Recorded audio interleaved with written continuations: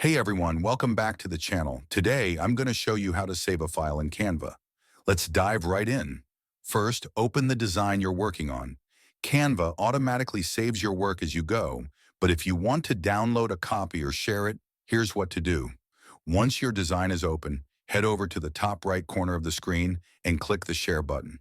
From the drop-down menu, select Download. Now, Canva will ask you to choose your file type.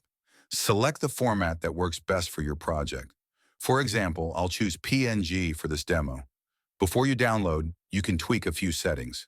For example, if you're using a pro account, you can check Transparent Background for designs without a background. You can also adjust the size by moving the slider. Once you're happy with the settings, click Download.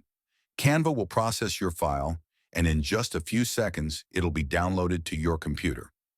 You can find it in your Downloads folder or wherever your browser saves files. And that's it. Now you know how to save your files in Canva like a pro.